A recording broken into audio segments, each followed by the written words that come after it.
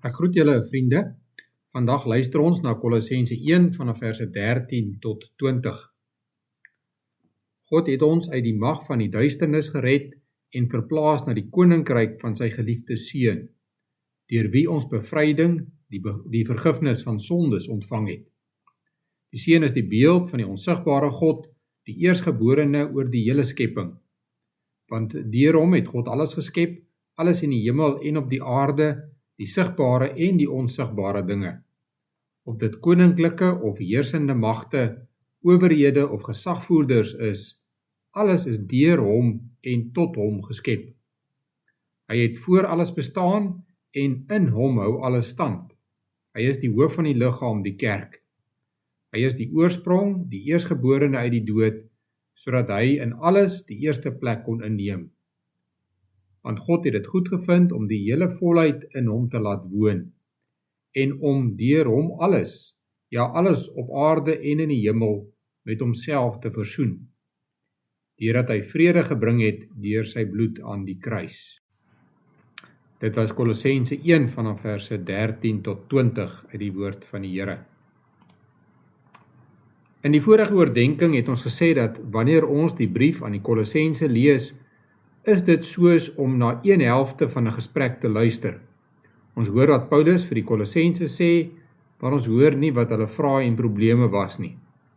Tog, wanneer ons deur die brief lees, kry ons wel 'n oorsig van dit waarmee hulle geworstel het. Ons kom agter dat daar mense was wat in die Kolossense vertel het dat die evangelie wat Epafras aan hulle verkondig het, nie genoeg was vir hulle redding nie. Sommige het vertel dat hulle ook die Joodse wette moet nakom, en ander het weer vertel dat hulle die Griekse filosofieë moet navolg, om nader aan die Here te kom. Die kern hiervan is dat hulle begin dink het dat Jesus Christus alleen nie genoeg is om hulle te red nie. Dit wat ons van Jesus Christus glo is baie belangrik, want hy is die kern van die evangelie. Daar is geen manier waarop ons onsself kan red uit ons sondige bestaan nie. Daar is ook niks wat ons kan bydra tot ons redding nie. Ons redding is afhanklik van die werk van ons Here Jesus. Daarom gaan dit wat ons van Jesus glo, ook bepaal hoe ons lewe. In die gedeelte wat ons vandag gelees het, hoor ons 5 dinge oor wie Christus is. Eerstens is hy die Seun van God. Hy is God se geliefde Seun. In hom wys God sy liefde vir ons. God het ons so lief dat hy hierdie geliefde Seun van hom gestuur het om in ons plek te sterf. Hy het die skuld op ons sonde gedra, sodat ons ook kinders van God genoem kan word. Tweedens word die Seun in vers 15 die beeld van die onsigbare God genoem. Die woord wat hier vir beeld gebruik word, dui op iets wat presies soos die oorspronklike lyk, 'n identiese kopie.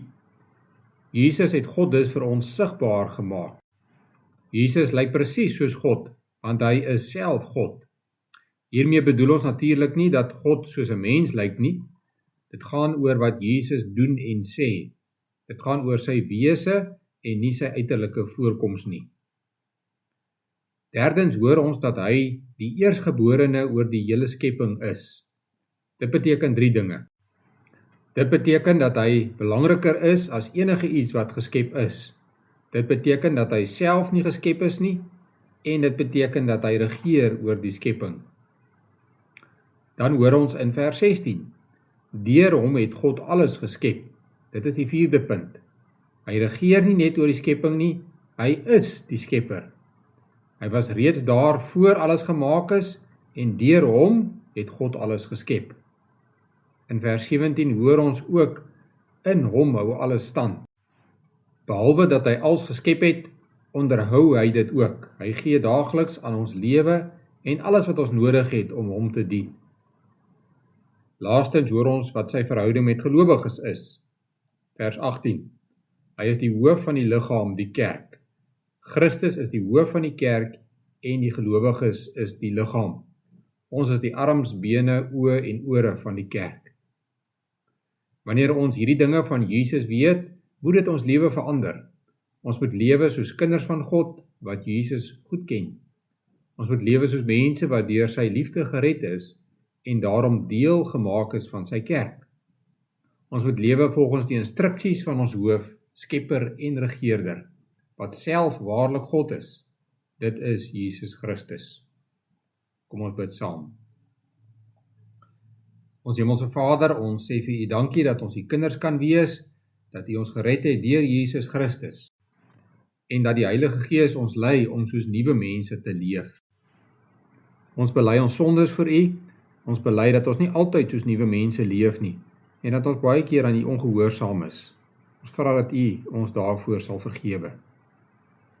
Ons doen voorbidding vir ons skole en onderwysers, seën hulle in die belangrike taak om ons kinders op te voed en hulle toe te rus om in hierdie lewe ook 'n verskil te maak.